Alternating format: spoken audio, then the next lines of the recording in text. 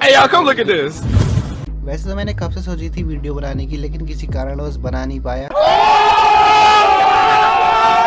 तो बिना टाइम बर्बाद किए शुरू करते हैं। तो ये बात उस दिन की है जिस दिन हमारे कॉलेज में फ्रेशर्स पार्टी थी। अगर मैं अपनी बात करूं तो अपनी पूरी जिंदगी में इस टाइप का प्रोग्राम मैंने पहली बार देखा था। कुछ भी बाकी सबका 12th में फेयरवेल होता है, लेकिन कोरोना की वजह से हमको वो भी नसीब नहीं हुआ था। मतलब हमारे 12th से ही लग गए थे। समझ रहे हो?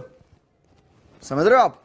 समझ रहे हो? शरीर में अलग ही खुशी और चुल हो रही थी जो मैं आपको इस तरह एक्सप्लेन नहीं कर सकता। यही नहीं, अभी और सुनिए। मतलब कॉलेज में ये सब होगा मैंने कभी सोचा भी नहीं था। भाई साहब कुछ ज्यादा नहीं हो गया ये?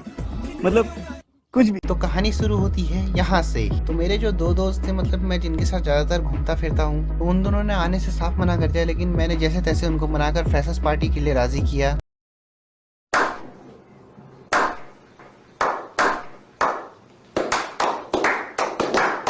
हम तीनों के तीनों इस बात से अनजान थे कि हमारे साथ आगे क्या होने वाला था। नहीं सारुण के यहाँ कुछ तो गड़बड़ है, जरूर कोई ना कोई। फर्स्ट सेम के हम सभी बच्चों को सीनियर्स ने कहा था कि 10 बजे तक अपनी क्लास में पहुंच जाना। उन्होंने बोला कि उसके बाद हम तुमको वहां से ऑडिटोरियम ले जाएंगे जहां फ्रेशर्स पार्टी होनी है। लेकिन हम तीनों के तीनों पहुंच गए 9:30 बजे। फिर उसके बाद आधा घंटा मस्त धूप से की, फिर 10 बजे तक बाकी बच्चे भी आ ही चुके थे।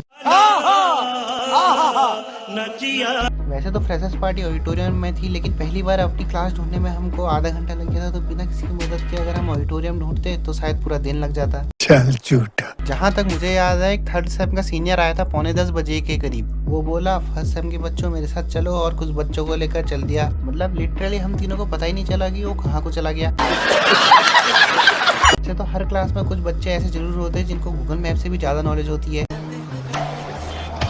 हमारी क्लास में भी कुछ बच्चे ऐसे ही थे जिनको कॉलेज का हर रास्ता अच्छे से पता था। ऐसे ही हमारी क्लास के 2 लड़के बाइक पे आए और बोले ऑडिटोरियम नीचे है, हमारे साथ चलो। लेकिन इतना कहते ही उन्होंने बाइक भगाई और हम उनके साथ कहाँ चल पाते।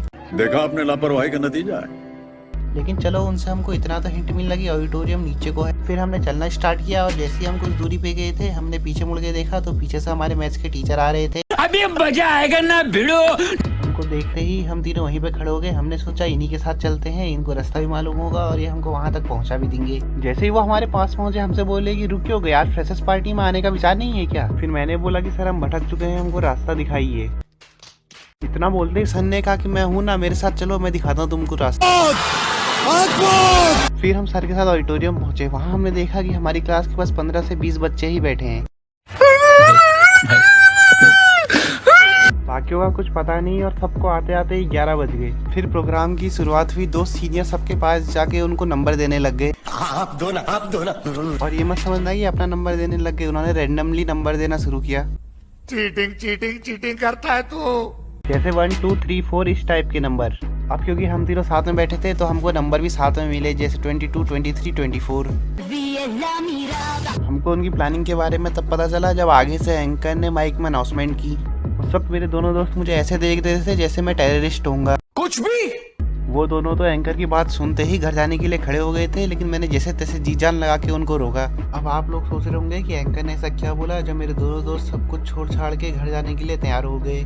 अरे कहना क्या चाहते हो? तो एंकर ने बोला, जो तुमको नंबर दिए हैं उससे सब नंबर वाइज आगे आएंगे और हम जो तुमको टास्क देंगे आपको वो टास्क परफॉर्म करना पड़ेगा। कैसी लगी? आगे स्वाद।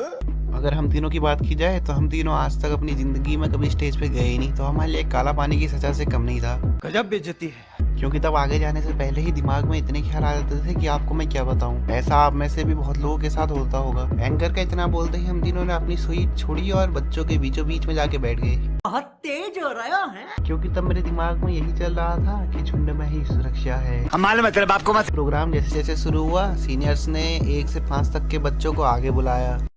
मजा आया। और उन दोनों ने तो सोच लिया था कि नंबर आते ही घर चले जाएंगे। और हमारी किस्मत इतनी खतरनाक कि 1 से 5 के बाद उन्होंने कहीं से भी बुलाना स्टार्ट कर दिया, क्योंकि तब देर हो रही थी सबको। मैंने जैसे तैसे अपनी जी जान लगा के उन दोनों को लास्ट तक रोके रखा। और अगर मैं अपनी बात करूं तो मैंने सोच लिया था कि नंबर आते ही मैं कहीं छुप जाऊंगा। कौन है ये लोग? कहाँ से आते हैं? और फिर धीरे धीरे प्रोग्राम कंटिन्यू होने लगे, लेकिन हमको फिर भी डर था कि कहीं हमको आगे ना बुला ले। ये डर तब खत्म हुआ जब लास्ट में सीनियर ने कहा, जितने बच्चे बचे सबके सब एक साथ आगे आ जाओ। अभी मजा आएगा ना भिड़ो। गए तो हम तीनों तब भी नहीं, अगर पीछे आग भी लग जाती तब भी हम तीनों आगे नहीं जाते। उस वक्त हमारी हालत कुछ ऐसी थी। और लास्ट में वो दोनों मुझसे आधा घंटा पहले चले गए, क्योंकि उन दोनों का घर मंगल पे जो था। अबे साले, जो माफ करना। चारों का रॉकेट छूट रहा था ना, देर हो जाती उनको वहाँ घर जाते जाते। ऐसा लगा मेरा मजाक। लेकिन मैं तो तब गया जब डीजे बंद हुआ, क्योंकि मेरा कमरा वहाँ से 10 मिनट की दूरी पे था। अगर आग बंद करके भी चलता तब भी पहुँच जाता आराम से। ये बड़ी अच्छी बात कही आप। तो अभी के लिए बस इतना ही, क्योंकि फिर वीडियो ज़्यादा लंबी हो जाएगी, तो इसको अभी यहीं पे ख़त्म करते हैं। तो ये थी हमारे फ्रेशर्स पार्टी की कहानी। अगर आपको इस तरह की और कहानियाँ सुननी है तो कमेंट करके बताइए। और हाँ, अगर मेरी ज़िंदगी के इस दिन की स्टोरी अच्छी लगी हो तो लाइक, शेयर और कमेंट करना मत भूलना। मजा आया।